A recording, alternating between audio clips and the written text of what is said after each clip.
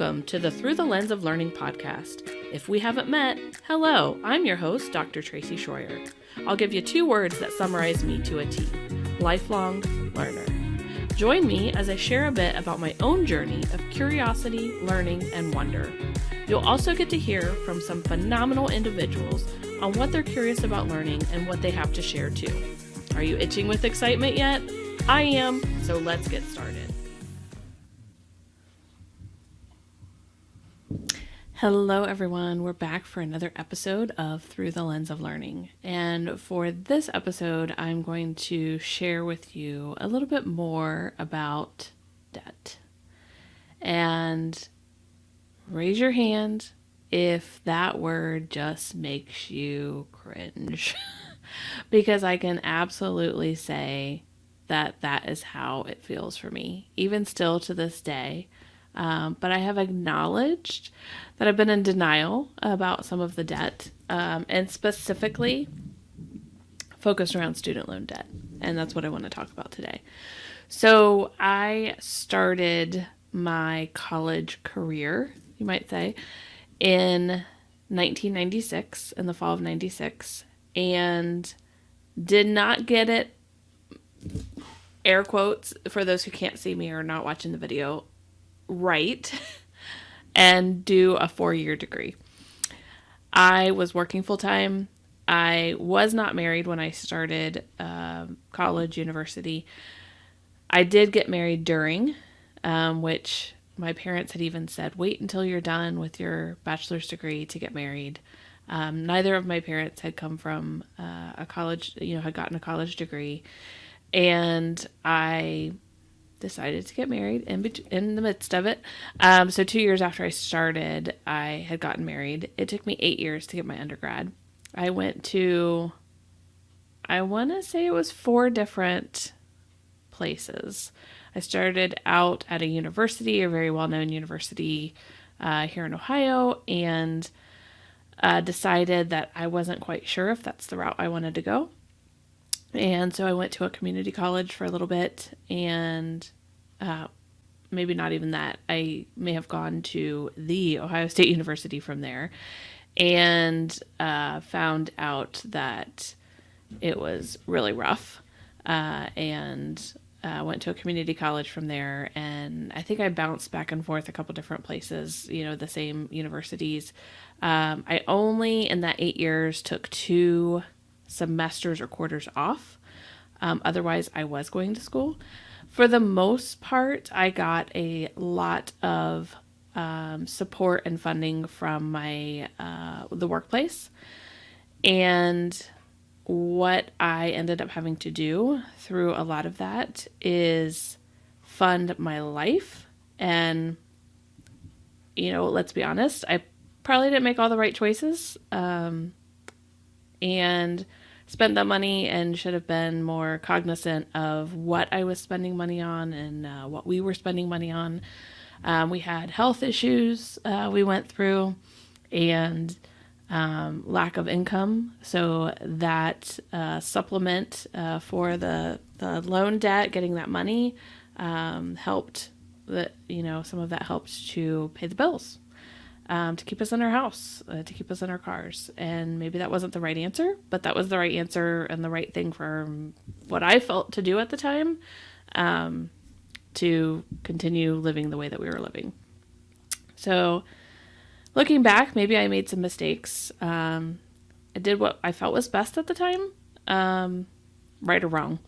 So fast forward to the last 2.5 years of my bachelor's degree, I went to a great university, got my undergrad in English, and was able to do 98% of it nights and weekends, I think. I don't think they had any online at that time for that program. And I had to go 2 classes during the day, which my manager thankfully was able to help me to arrange so that I was able to do that. And that cost me the bulk of my undergrad, is that last 2.5 years, because of the cost of the university that I went to, and the fact that I was using my loans to fund our life, and didn't have two incomes. It was single income for quite a long time. And after that, went into my master's program. Again, I got funding from my organization. I'm forever grateful for that. But again, struggled. We had two incomes. We had one income. We kind of went back and forth with that. More health issues. And so did what I thought was best at the time. And this is so not easy to talk about. And it was so even after that, I went on to get my PhD. And that's very expensive and it's very time consuming. So it took me 6 years. A lot of that my organization helped to pay for. And again, found the need to take some of that and fund life. And to be able to keep the house, keep the cars, keep the bills, keep the heat on, all that kind of stuff. No, I would not say anything frivolous or crazy.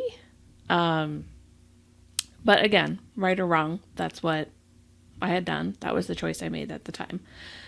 And thankfully, when I went back after my PhD and got my master's, I was a whole heck of a lot smarter and in a better place in life overall, income-wise and just mentality, I guess. And ended up, my organization funded 90% of that, and I was able to pay on time and as I went for the 10% that I owed. So in a totally different place in my life and in my thought process around debt and not wanting to have any debt or take out any loans or anything like that. Student loan debt. I've always been scared. So I have a lot of student loan debt. I went to a financial advisor at one point. It was somebody that a family member had recommended and very, very nice guy. But the recommendation for me, these are his words. You are he says, in all the years I've been doing this, you are the person with the second most student loan debt, the dollar amount that I've ever seen. And the other person was a pharmacist. And granted, they make good money. I make good money now. I haven't really looked up. I know a pharmacist makes good money. I don't know how much more than what I'm making. Maybe I should take a look at that. I'm not going back to school to be a pharmacist. And he said, my only recommendation with your financial status right now is that you either sell your house, and he didn't really say what to do after that. Like live in an apartment, live under a bridge. I don't know. Sell your house to use that to help pay your student loan debt, and get a second full-time job that makes just as much as your full-time job now to help pay the debt. I walked out of that meeting. I was by myself in that meeting, and I walked out of that meeting and I broke down in tears. I'm like, I have gone through, at that point it was 16 plus years of education, with the mindset that I didn't even have enough and this was after my PhD, before I even went and got the master's after that, of the mindset that I wasn't smart enough, that I wasn't good enough, that I needed more credentials to be able to talk about the things that I talk about. And that's so not true. And you know what? I never went back to that financial advisor. I appreciate feedback and recommendations from people, but sometimes it's not the right thing. It's the right thing for somebody, but maybe not for you. So I would recommend that you think with your heart and your head. I should have brought tissues up here with me. I didn't think I was going to get this emotional. So I walked away from that financial advisor and I'm like, fuck. What the hell have I gotten myself into? And what am I going to do to get out of it? And I will tell you, there were very, very dark thoughts after that. I've been through depression. I wouldn't say I've been through severe depression. I've functioning depression a lot. But when I go through significant change in my life, typically, I have that and that creeps in. And I will tell you, thinking about this debt and the weight that this debt had on me, I'm going to pause for a minute and go get a tissue. All right. Got me some toilet paper. Closest thing.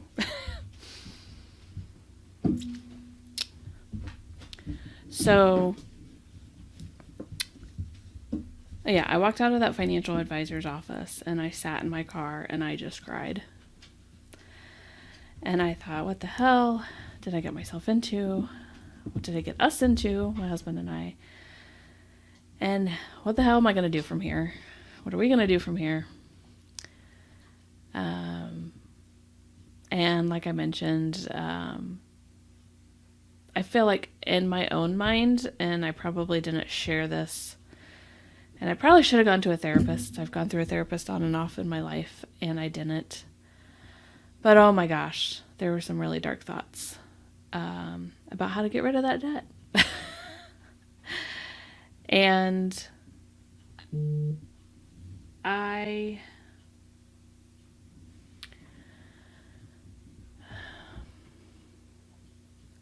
So a couple of the things that you can do, and I learned this from Dr. Lee Cordell. I knew fright, freeze, and there's fawn. Your reactions to things that happen. And what happened to me and where I have been for the longest time has been freeze. I've been frozen. And part of me has been an ostrich, sticking my head in the sand and acting like it's not there.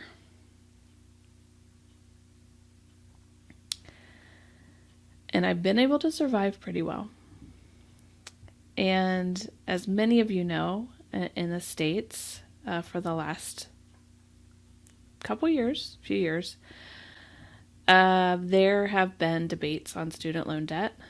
And almost like when we had a home loan crisis where people were getting more money than they should have and they couldn't pay it back. A lot of discussion about that around student loan debt. And the student loan debt payments were frozen with the pandemic and the things going on with the pandemic. And I thought to myself, hell yeah, I don't have to go back to school to defer my loans, to not pay them. And granted, I'm in a position now where I have the money to pay the minimum payment. And thankfully, because of the payment by your income versus like what your payment would be if it wasn't by your income, which is ridiculous. But that also feels like a life sentence when it's, up to 20, 30 years. I think it's 20 years. Like, this is how long. I have not looked at it. It could be 20 years of monthly payments. And the things that you could do with that income if you weren't paying student debt. Oh my gosh. All the dreams and the things that we would love to do. But thinking about, and I don't know that I even want to call them mistakes that I made in the past. Would I have done things differently? Maybe. I don't know. I can't say 100% for sure if I would do things differently if I knew then what I know now. But with the student loan debt crisis in the pandemic, student loan payments were frozen. So that helped me with my own freeze that I didn't have to think about it. And I just had to think about listening to the news and finding out, okay, there's another extension, a few more months out. And I think I've once said, and it may have been to one friend or one person close to me,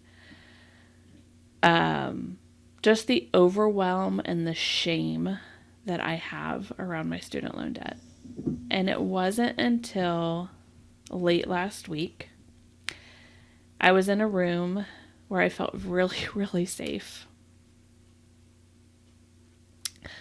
A room with other female entrepreneurs in a coaching circle that I'm part of. And Nellie Corveau is one of my business coaches, and she was sharing with us, she started the Wealthy Queen movement. And I love her discussion about wealth not being an icky word and not feeling gross and weird. And I think when I thought of the word wealth in the past, it made me think of the, what is that? The housewives, like the rich housewives throwing around their diamonds and, living it up and partying and all that kind of stuff. And it did feel icky, and it felt like that's so unattainable and that's so unrealistic for anybody. And so in this room with all these other women,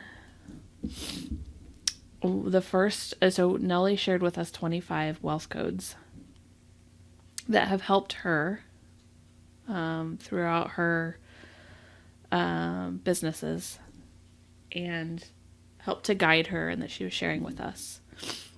And she did say there was an order to them and you had to build upon them. Her very first wealth code was money mindset. And I thought, yeah, I'm okay. And still that student loan debt was like sitting over here on the shelf, frozen, and it was almost hidden. Like I kept it hidden away because there was shame to it, right? And Nellie continued to talk about our money mindset and our money blocks and the different stories we tell ourselves and how we have to reframe our mindset. And for some reason, that student loan debt hit me smack in the face. And this was first thing in the morning. The very first code that she uncovered and talked about, I would have never thought that this hit me. And I wasn't even as emotional then as I feel like I am now talking about it. But I raised my hand because she asked, do any of you have issues with money mindset? And I raised my hand. And for the first time in a group of people, I said, I have a ton of shame around all the student debt that I have.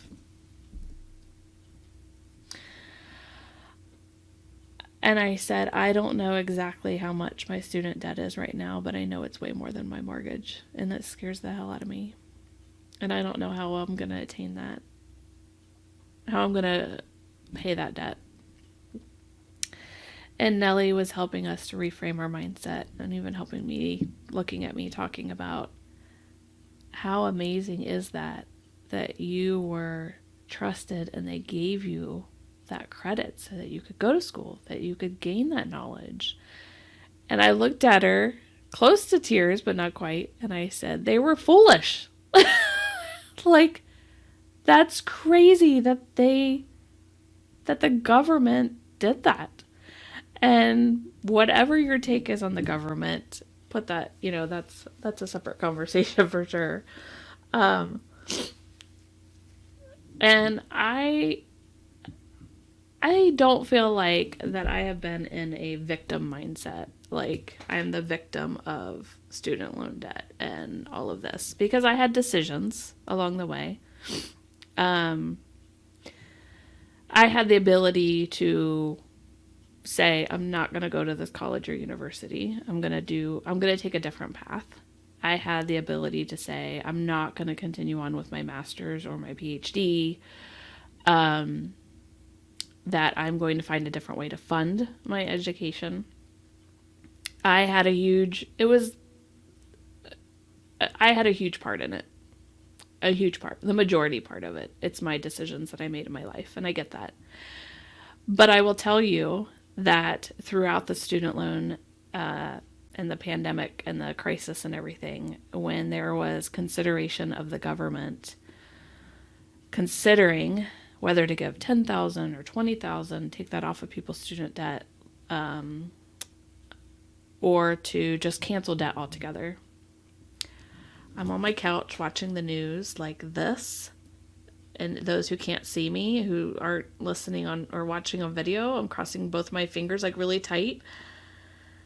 I was like that on my couch, like crunched down, thinking, oh my God, this would solve all my problems. This would solve all my problems. Like it was frozen, and like if it just disappeared and then I don't have to deal with it and it's gone.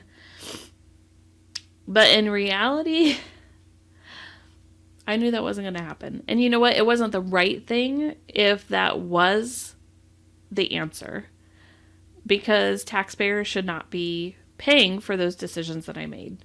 Yes, maybe I was taken advantage of in the cost of education. Let's move past that. I signed the papers to take out the loans to get that debt. And when you take out loans, you're responsible for paying them back.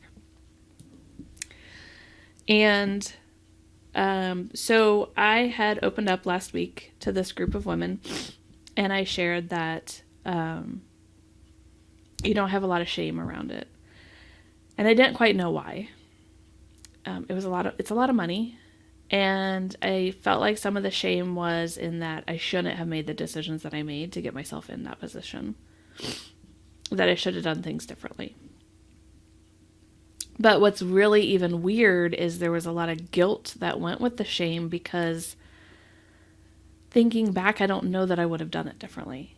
I don't know that I would have made decisions differently, which is such a weird feeling. And so even recently, I had talked to my husband and I said, you know what? I work full time. I'm teaching on the side. My teaching helps pay for my business, for me to get my business off the ground and running.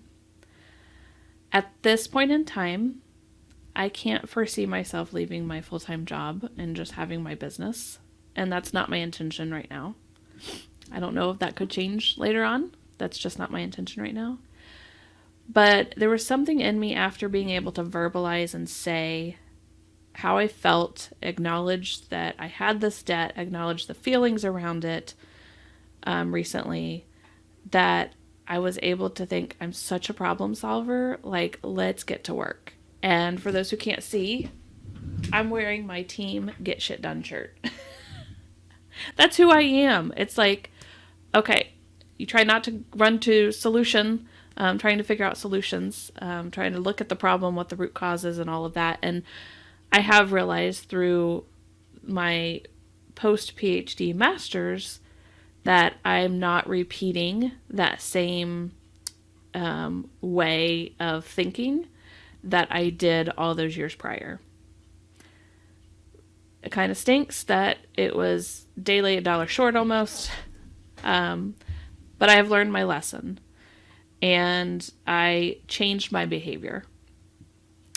And so then I got to thinking, okay, I have this mound of debt. What the hell am I going to do from here? It's not going to disappear.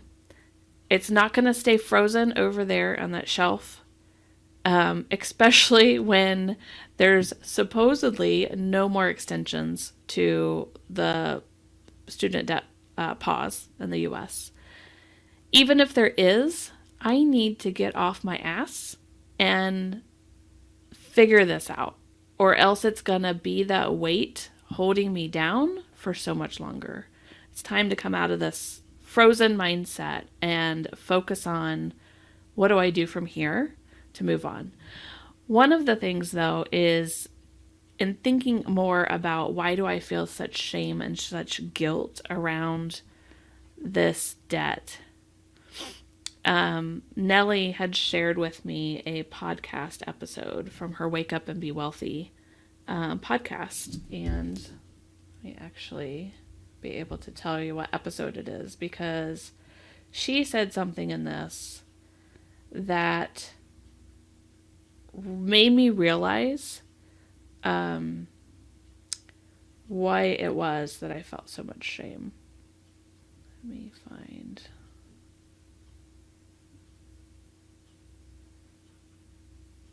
Okay, so it's not coming up on my phone right away. One moment. Okay, Wake Up and Be Wealthy. .buzzsprout.com. This is episode 117, How to Fall in Love with Paying Off Debt. So what Nellie had said is around her debt and her feelings around her debt is that it stemmed back to the feelings at the time that she took the debt out. So like the student loan debt that she had, or the credit card debt, retail cards that she had taken out. And it was taking her back to that time in her life where she was struggling, and she felt she had to do that to get to where she wanted to go. And in a way, being able to bless and release that. But she talked about wanting to get rid of her debt because with it still being there, it was reminiscent of that challenging time in her life and kind of bringing that back. And you know what? That's what it is for me. And I didn't realize it until I heard on her podcast her saying that. And it took me back to those years where I was struggling. I wasn't sure what the light at the end of the tunnel was. I've always had a fear of starting something and never finishing it, even though I think almost everything I've started, I've finished. A big majority of it, if not. But for me, there was a fear in figuring out how to pay the next bill. If we were only going to have one income, how long was that going to last? How are we going to afford X, Y, and Z? I wanted the education that I felt was going to give me the credibility and be able to do a lot more things in my life, whether it was in my full-time job, whether it was getting that teaching job on the side, even up to, being able to launch a business. And it still is very important to me to have that opportunity to do that. And so I'm grateful that I took those steps, and maybe that's why I don't feel so different, like I would make different decisions if I went back in time. But it makes me think of the fear and I guess a fear of scarcity or lack, or kind of that bottomless pit of depression, just the unknown. And even the perceptions I think that other people would have of you. We put so much weight on that. Okay. Glad I grabbed this. We put so much weight on the perceptions that other people have of us. And we don't need the fancy car. I was worried about even having a car. And just, there's a lot. I feel like a lot starting to unpack around all of that. So Nellie's podcast just really opened me up to, in that episode specifically opened me up to why I may be feeling that shame and that guilt and that all of these feelings around this student loan debt, and why I have put it on the shelf, frozen it. Yeah, keeping it frozen. And not wanting to acknowledge it. Because it's hard, right? That shit is hard. To deal with your feelings and to go through all of that and to kind of dissect everything. And that was a really hard time. There was a hard time in my life going through that. People not, being in school is hard as a college university student. Being a student while you're working full time, while a loved one has significant health issues, is really, really hard. And being able to acknowledge that, I don't know if I would say it feels good, but it feels really freeing to put that out there and to talk about that. So that was really, for me, the first time that I have acknowledged to more than one person, other than to myself, and keeping that hidden deep down in those feelings, that I have shame in that, and that I'm I want to move beyond that. And I know that there's a long road ahead.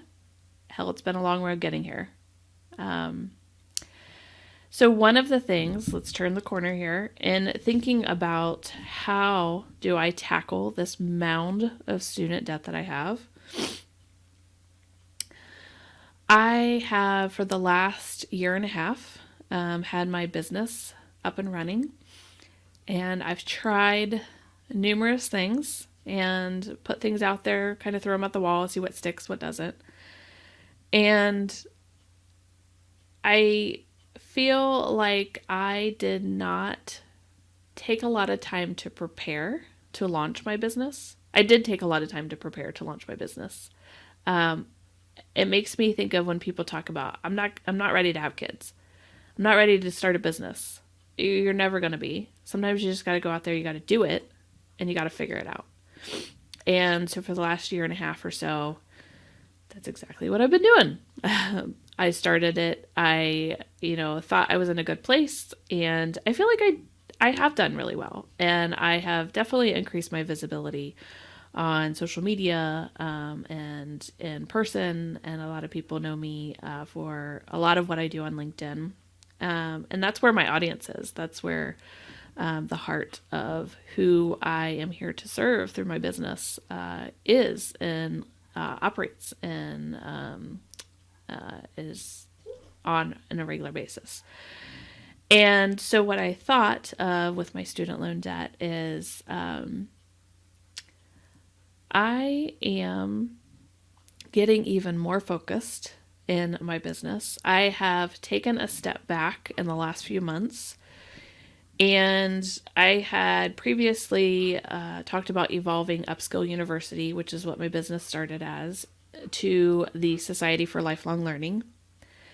And in the last couple of months, I have taken a step back even from that and realized the importance of me being my brand. And I have Chrissy Connor on my shoulder saying, I told you this all along, but I'm here to support you anyway. And so I have taken a step back from even pitching and putting out there the Society for Lifelong Learning. I may or may not come back to it. I don't know. That's sitting on the shelf. That's frozen right now, and that's okay. That's okay. It's not doing any harm, and it's not giving me any shame or guilt sitting there frozen. And I focus more on me being my brand. And I also took the advice of my former manager. So thank you, Shelly. And I started a LLC under my name. So it's Tracy Schroyer, PhD, LLC. And so my personal brand and the things I'm doing right now are under that LLC.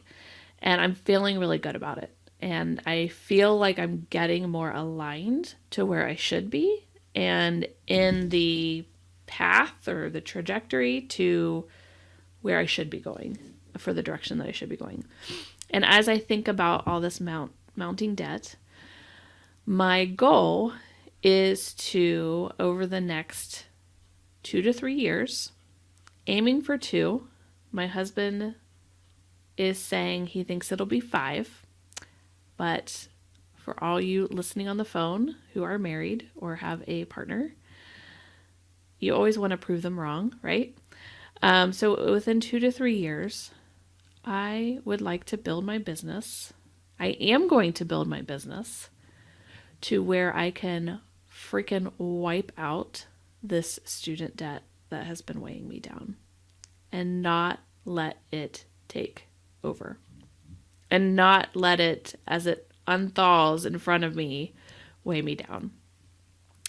So with my branding getting aligned, with my mindset getting more and more aligned, with getting more clarity on who my ideal clients are, I've had an idea, and it's been lifelong learners all along, but I'm getting even more specific into what that looks like and what that means. And I'll share more here soon. I'm working on a lot of exercises and activities around ideal client, my client avatar, personas, my vision, my mission, my goals, my values, all of these things. And a huge shout out to my business coaches.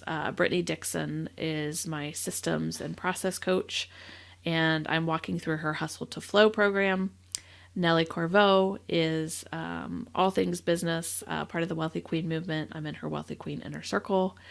And Chrissy Connor is my social media strategy coach, and I am in her visible inner circle.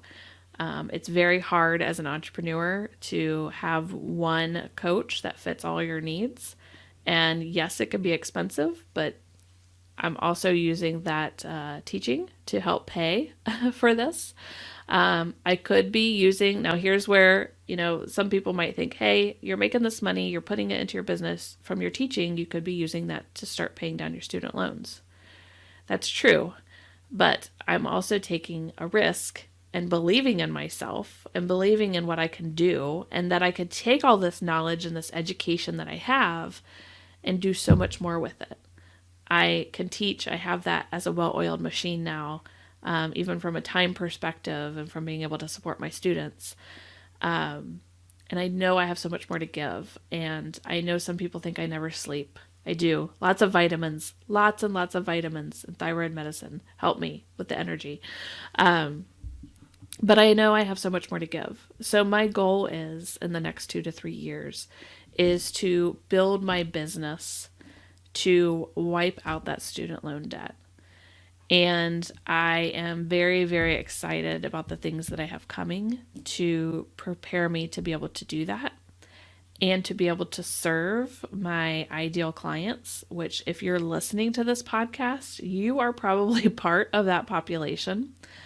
I would say, if you have not already subscribed to my email list, to make sure that you get on it, you can visit my website, www.tracyshroyerphd.com, and that's TracyShroyerPhD.com, and subscribe to my email list. You'll get 100 ways to upskill personally and professionally. I am gearing up and putting things in place and really going in strong on the strategy and getting the support I need from these coaches I have, and not just attending and listening to calls or reading posts, but asking questions, getting feedback, making progress, and getting out there and continuing to be visible. And I'm so, so excited about what the future holds. And I'm very, very excited that I've been able to take a step forward and start to move out of being frozen from that debt that I have, and specifically in my student loan debt, to, why am I feeling this way, and what can I do moving forward to help solve this challenge. I don't know that it's a problem. It's a challenge, to solve, to move forward and overcome this challenge, and to build my business and to do what I want to do, and take all of that knowledge and that education and everything that I've built up over that 16 plus years of being in college, all of the reason that I have that student loan debt, and being able to turn it into something amazing and something beautiful. So I am extremely excited. Is there fear? Yes. If there wasn't fear, there's something wrong. So I am extremely excited about what lies ahead and the direction that things are going. Not only for me, things are going extremely well in my full-time job, and I'm extremely grateful for the opportunities there and for the people that I get to support and help, business partners, my team members, vendors, everybody. But I am equally excited about what's coming and what's starting to happen and kind of flourish within me, my own mindset, within things that are coming out in my business, and those things that I have complete and total control over, and driving that direction and that progress and that success. And also the excitement for my students, because they're going to be able to witness this as I go through this journey too. And they have helped, whether they realized it or not, to be a cheerleader, to be support, and to get my mind thinking from the different topics that we discuss and the different support that they need. So I am super, super excited. And I thank you if you're still listening to this podcast. This was not easy to do, and the timing had to be right to even do it. And I'm grateful for the people in my life who have supported me through, the good and the bad, the richer and the poorer, the sickness and health. And so not just my husband, but all of those friends, those coworkers, everybody. And I look forward to what's ahead. So thank you for listening, and I hope you have an awesome day. Bye. This podcast is brought to you by Tracy Schroyer, PhD, LLC. If you enjoyed this episode, we invite you to share with your network and keep listening. Thanks again, and have a great day.